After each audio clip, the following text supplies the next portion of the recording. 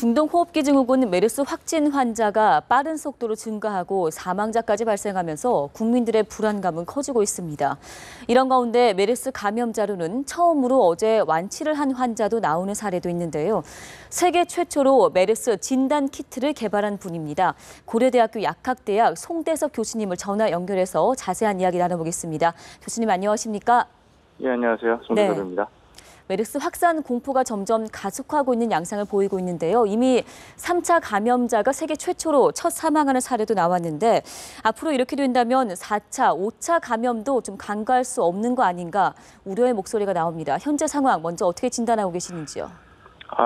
세계 최초로 3차 감염자가 나온 상황은 아니고요. 예. 이미 중동에서도 3차 감염의 사례에 대한 의심 사례는 있었고요. 네. 그렇지만 일단은 정부 당국이나 모든 전문가 그룹에서 생각하고 있는 것은 이것이 지역사회로 병원 내 감염이 아니라 지역사회로의 전파가 되느냐 안 되느냐 여부가 가장 이번 발병의 관건이 될 거라고 예상을 하고 있습니다. 네. 중동에서는 그럼 일단 우리처럼 확산 속도는 빠르지 않은 것으로 알려지고 있는데 이 부분은 사실인가요?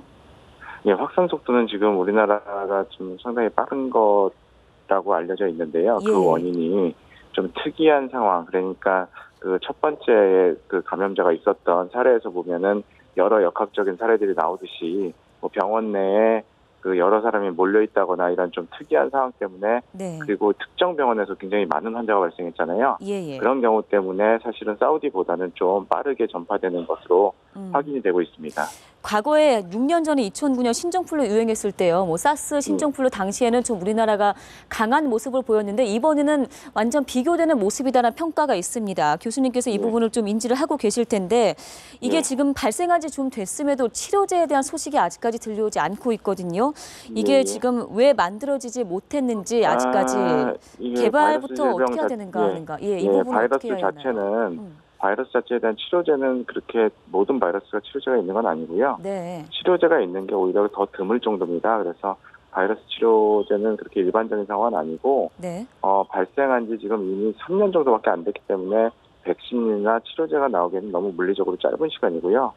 그래서 아마 그리고 거기 한 가지 덧붙여서 이게 전 세계적인 질병이 아니고 어떤 사우디의 풍토병 같은 그렇게 치부가 됐었기 때문에 지금까지 치료제가 개발되기는 어려운 여건이었습니다. 교수님 그럼 중국에서 현재 메르스 백신 개발 가능성이 있다는 얘기도 나오는데 이 부분도 그러면 좀 가능성이 부족한 얘기인가요? 어떻게 보십니까? 아시겠지만 이게 의약품으로 쓰이기 위해서는 굉장히 수많은 임상 실험과 허가 절차라는 것이 필요한데 지금 이게 언론에 보도되고 있는 치료제라든가 백신에 대한 그런 것들은요. 지금 실험실 수준에서 개발이 된 것들이에요. 네. 그래서 아직 실제로 사람들 쓸 때까지는 굉장히 많은 시간이 필요한 거고요. 지금 보고되고 있는 것들은 전부 다 논문 수준의 그런 연구 결과들이 되겠습니다. 지금 저희가 불행 중 다행으로 확진 환자 중에 첫 완치 판정받고 퇴원한 환자 소식을 전해드렸는데요. 예. 치료제가 없는데도 치료가 됐다 이런 이제 표현까지 나오는데 맞습니다. 자연 치료가 그럼 가능하다는 말씀이신 거죠? 이 바이러스 치료의 가장 기본적인 원칙은요. 감염자 자체가 스스로 자가 치유가 되는 거거든요. 그게 어떤 의미냐면 그래서 우리가 병원에 가서 치료를 받아야 된다는 이유가 거기에 있는데 사람이 감염이 되고 나서 어떤 본인 스스로가 체력적으로만 문제가 없고 잘 버티게 되면요. 모든 면역 체계를 정상적으로 갖춘 사람이 2주 정도면 항체가 생겨요, 몸에서. 항체가 생기게 되면 바이러스가 이제 치유가 되는 거죠, 자가 치유가. 그렇기 때문에 호흡기 증상이 있으면 인공호흡기를 달아드리고 신부전이 있으면 투석을 해드리고 이런 대증요법을 실시하는 이유가 몸의 상태가 체력적으로 문제가 없게 잘 컨디션 좋게 2주 이상 버티도록 하는 거거든요. 그렇게 되면 자연 치유가 되기 때문에 일반적인 바이러스 치료요법이 그렇게 적용이 되고 있습니다. 면역력을 높이는 게 중요하다는 말씀으로 요약을 해볼 수 있을 것 같은데요. 그렇죠. 교수님 치사율 상황을 보면요. 지금 10명에 1명꼴인 9.8%로 증가를 했다는 수치가 나왔습니다. 어찌됐든 간에 사람이 죽지 않는 게 중요한 거 아니겠습니까? 치사율 낮출 방안 좀 없을까요?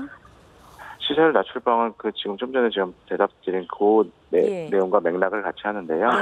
그것이 어떤 증상이 나오는 것들을 적극적으로 치료해서 본인이 면역력이 생겨서 항체가 생길 때까지는 돌아가시는 일이 없도록 적극적인 치료를 하는 게 지금에서 가장 최선인 것 같습니다. 네.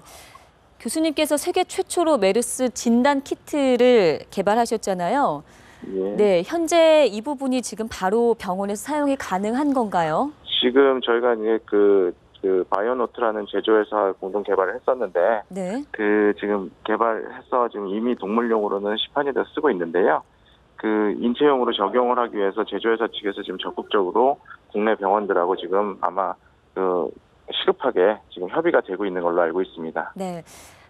메르스를 바라보는 그런 어떤 시각에 있어서는 어떤 의견이신지 궁금한데요. 해외 학자들은 이게 좀 심상치 않다. 메르스 사태가 너무 우려의 목소리를 많이 내고 있는 모습인 반면에 국내에서 또 일각에서는 너무 과잉 공포다. 사실 이런 얘기도 나옵니다. 실제 지금 상황 저희가 어떻게 좀 받아들여야 하는 걸까요? 지금 저도 해외 학자분들의 코멘트 이런 것들은 들었는데요. 네. 그런 것들이 이제 어떤 국내 상황에 대한 정확한 파악이라기보다는 원론적인 의미에서 늘 지금 얘기를 많이 해주시는 것 같고요.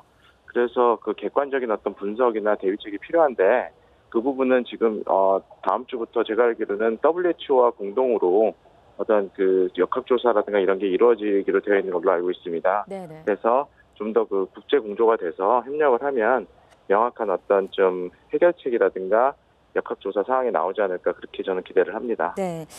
요즘 얘기를 들어보니까 대부분의 시민들이 이제 대중교통을 조금 꺼려하고 자가 운전을 해서 다닌다는 사람들도 많고요. 또 이제 저도 어제 약국 가서 마스크를 사려고 했는데 이미 동이 났다고 하더라고요.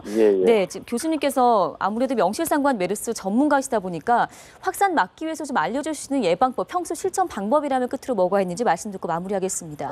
기본적으로 모든 전문가분들께서 다 지적하시는 것처럼 손을 닦는다든지 기본적인 개인 위생은 물론 가장 중요하고요.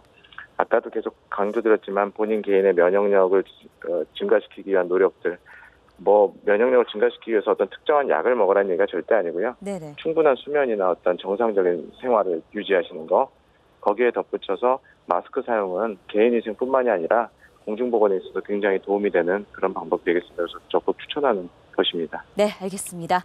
네, 지금까지 고려대 약학대학 송대섭 교수님과 함께 이야기 나눠봤습니다. 교수님, 오늘 말씀 고맙습니다. 네, 감사합니다. 네.